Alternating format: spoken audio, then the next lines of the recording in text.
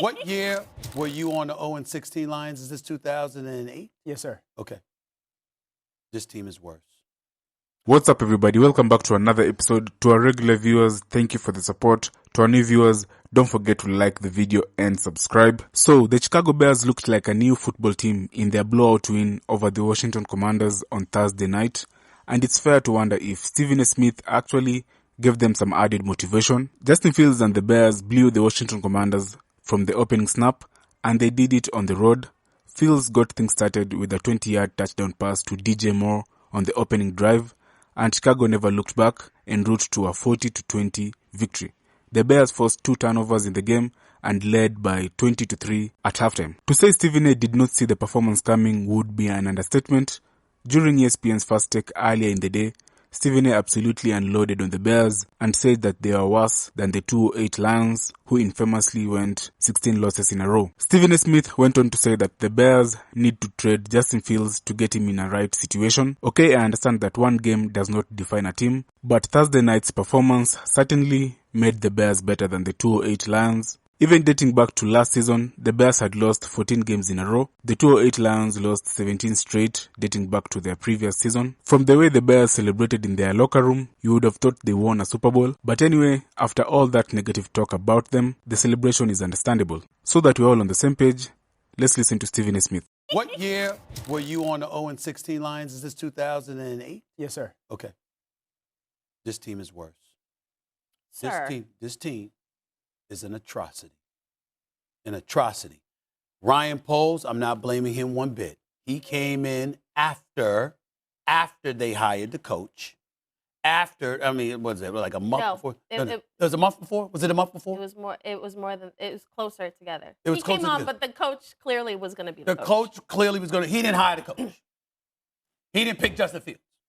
Okay? That's my point. Mm-hmm. When you look at this team right now, from an organizational perspective, they don't seem to know what the hell they're doing. Eberflus, you have no business being a head coach in the National Football League. You're 14 straight. We are approaching the calendar year since they've won a football game. The calendar year. Do you understand that even when the Detroit Lions went 0-16, they didn't go a calendar year without winning? I mean, a calendar year. Am I right there? Yes, saying sir. that? So understand what that means. Stick your head up to look at me because I'm talking about you. Stick your head Yeah. up. So you got a team, right? Talking to me like Mad Dog. Listen. So you got a team, right? Stick your head up. As your team, you can struggle in the throes of a season. Oh no, they lost last year, took a break for months, came back, went through training camp and the preseason, and continued the trend. It don't get no worse than that. Yeah. That's organizational. You got a quarterback in Justin Fields that we're looking at, and we're saying, excuse me, from a talent perspective, this brother can ball. Move a 3rd or 4th round pick and get him in the right place. You're not talking about people excoriating him. He's been sacked 17 times, 3rd most in the league. Obviously, Sam Howell's been sacked more than anybody, 24 times. The Commanders need to do a better job of protecting him. We get all of that. But the reality is that when you look at Justin Fields, you have people in the National Football League clamoring, running through, doing figurative SOS signs to come save this man because of the situation he is in. It's organizational.